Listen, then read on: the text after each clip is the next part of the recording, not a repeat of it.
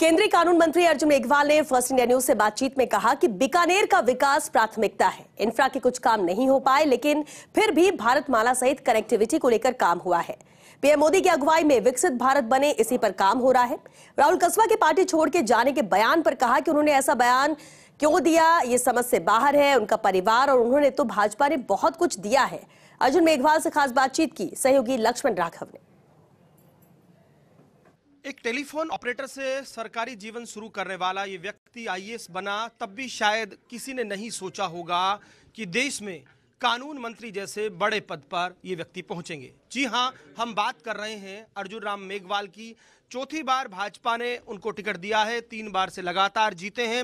अर्जुन जी, सबसे पहले जो बात करें, आपके सफर पर मैं आऊंगा, लेकिन जो सवाल बनता है, आप बात कर रहे हैं संकल्प की, भाजपा के संकल्प पत्र पर। लोकसभा चुनावों में भाजपा किन मुद्दों के साथ जनता के बीच जा रही है?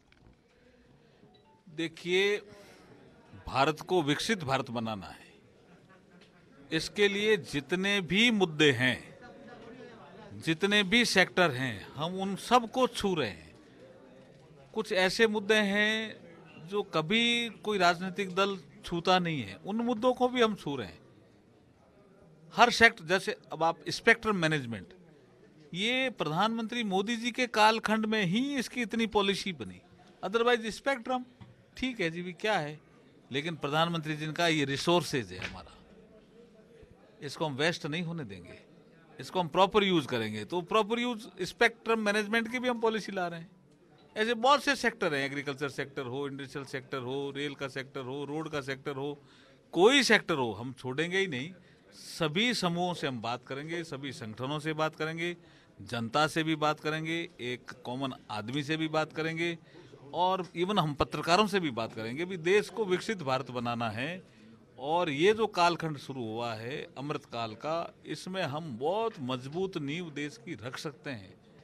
इसलिए ये संकल्प पत्र जो हम कैसे बना रहे हैं, कैसे बनेगा, इसका प्रचार प्रसार भी हो, इसलिए भारतीय जनता पार्टी ने कहा भी प्रेस के माध्यम से भी आप बताओ कि हम इस तरह का संकल्प पत्र बना रहे हैं। इसलिए आज की ये प्रेस वार्ता थी। अर्जुन मेघवाल जी, इसमें कोई दो राय नहीं है कि देश की राजनीति में जो आपका कद है, पार्टी ने आपको बहुत कुछ दिया, बहुत कुछ, लेकिन अभी भी एक सवाल आता है कि जिस तरह से हम कोटा को देखते हैं, जिस तरह से हम जोधपुर को देखते हैं, बीकानेर वहां नहीं खड़ा हुआ। तो क्या अर्जुन मेघवाल उतना करा नहीं पाए, या लगता है कि इस टर्म में कुछ चीजें, कुछ सपने जो बाकी रह गए हैं, उन पर आप काम कराएंगे? देखिए, आपने ठीक सवाल किया, और मेरे मन में भी ये रहता है। जयपुर कैपिटल है, अजमेर बीच में है, जोधपुर कोई बड़ा शहर और पूर्व मुख्यमंत्री का कई इलाका रहे, ऐसा मैं कह दूं। पर ये भी कानून मंत्री की कॉन्स्टिट्यूंसी है साहब। एक मिनट, कोटा की भी हम तुलना करते रहते हैं। कई बार स्पीकर साहब कहते हैं, यार आपकी हवाई सेवा ठीक शुरू हो गई, हमारी कोटा में रह गई। तो ऐसा नहीं है कि हम दौड़ नहीं रहे हैं, हम दौड़ रहे हैं, तेजी से दौड़ रहे हैं। और हम बार बार यही कह रहे हैं कि बीकानेर हिस्टोरिकल प्लेस है। हम भारत पाकिस्तान सीमा पर बसे ज़रूर हैं, लेकिन हमारी संस्कृति भी बीकानेर की बहुत महत्वपूर्ण है। हमारे यहाँ के लोगों का संतोष का जो भाव है वो बहुत महत्वपूर्ण है। हमारे यहाँ पे रेगिस्तान है, वो अपने आप में महत्वपूर्ण है। तो हम कुछ चीज़ें जो तेज़ी से बढ़ाना चाह रहे थे, जिसमें हम नाइट टूरिज्म, रूरल टूरिज्म, इस दिशा में हम अगले टर्म में काम तेजी से करेंगे। एक सेरेमिक हब वाला विषय भी बहुत तेजी से आगे बढ़ेगा। बाकी काम बहुत हुए हैं, उनका भी मैं ब्यौरा आपको दूंगा।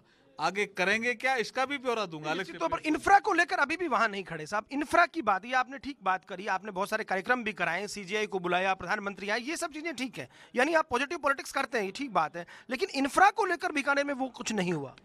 देखिए, हम रेलवे इंफ्रास्ट्रक्चर की बात करें तो इसी कालखंड में यूनी गेज हुआ, ब्रॉड गेज आया, इसी कालखंड में, इसी काल में इतनी ट्रेनें मिली। हम रोड की बात करें तो पहली बार बीकानेर ने 4 लेन देखा, बीकानेर से कोलाई तक। हमने बाईपास शहरों में देखने, अब नोखा का बाईपास इसी कालखंड में देखा। तो ऐसा नहीं है कि कनेक्टिविटी में, अब एयरपोर्ट भी चालू इसी कालखंड में हुआ। फिर भी आप कह रहे हो, हमेशा there is a room for improvement, हम इस समय काम करेंगे। कुछ नई सेवाएं, हवाई सेवाओं की बात आप कर रहे थे मार्च तक में, क्या संभावना है? क्योंकि अब हम आचार संहिता की तरफ जा रहे हैं। वो प्लानिंग का हिस्सा है, इसलिए आचार संहिता उसमें आड़े आती है जब कोई आप एकदम नया काम शुरू करना चाहो, अगर कोई काम पहले से ही प्लान्ड है और वो शुरू होगा, उसमें कोई ऐसी अड़चन नहीं आती। इंडिगो शायद यहाँ से सेवाएं शुरू करेगी बीकानेर से दिल्ली रेगुलर, और उसके बाद स्पाइस जेट जिसने आरसीएस में इसको लिया है वो भी सेवाएं शुरू करेगी। अच्छा, बीकानेर में आपके लिए एक बात कही जाने लगी है, आपने जो सफ़र शुरू किया, आप जैसा कह रहे हैं कि पॉजिटिव अप्रोच के साथ आप काम करते रहे, लेकिन आप वो शख्स थे जो सामंजस्य की राजनीति करते थे।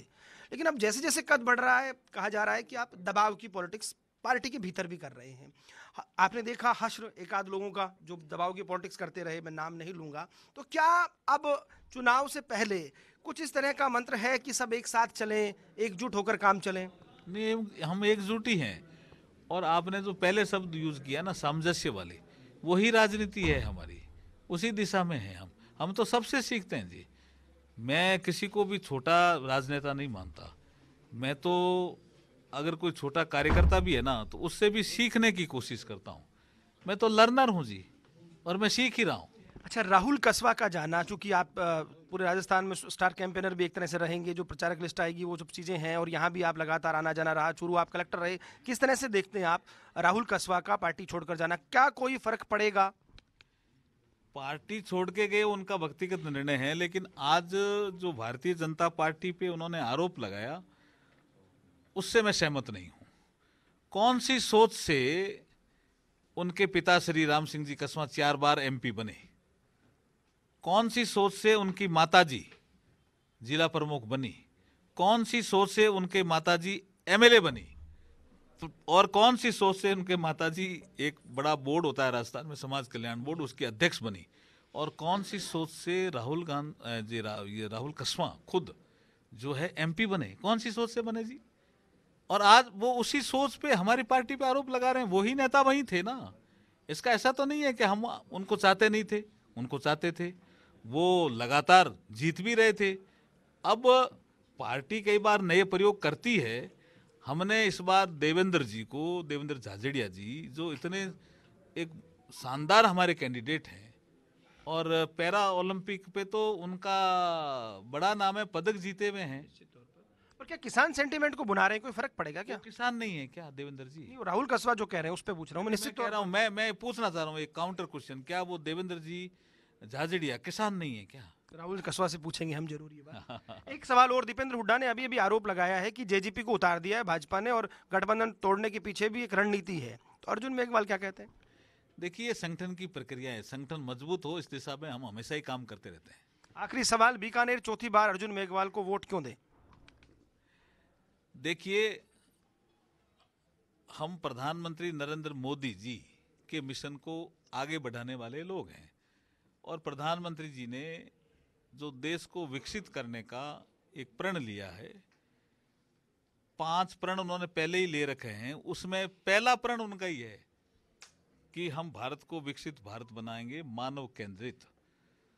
तो भारत विकसित बने, राजस्थान भी विकसित बने, बीकानेर भी विकसित बने, इसलिए भारतीय जनता पार्टी को वोट करने की अपील कर रहा हूं आपके माध्यम से। आपकी पार्टी देश नेता मार रहा है, पर जिनको कांग्रेस टिकट दे रही है वो अक्सर अपने भाषण में कहते हैं कि वो तो नेता है ही नहीं, ब्यूरोक्रेट हैं। गोविंद मेघवाल की बात कर रहा हूँ। नहीं, मैंने आपको पहले ही कहा ना कि मैं पॉजिटिव पॉलिटिक्स का आदमी हूं। नकारात्मक बातें कोई करेगा वो करते रहें, मैं मेरी पॉजिटिव पॉलिटिक्स करता रहूंगा। शुक्रिया। तो देखिए, ये थे केंद्रीय कानून मंत्री अर्जुन मेघवाल, जिन्होंने खुलकर बात की, और सीधे तौर पर ऐसा लगा कि वो प्रधानमंत्री मोदी के विजन पर बात कर रहे हैं। देखना दिलचस्प होगा कि क्या चौथी बार भी अर्जुन का ये तीर निशाने पर लगता है। कैमरा पर्सन अजीम भुट्टा के साथ Laxman Raghav, First India news.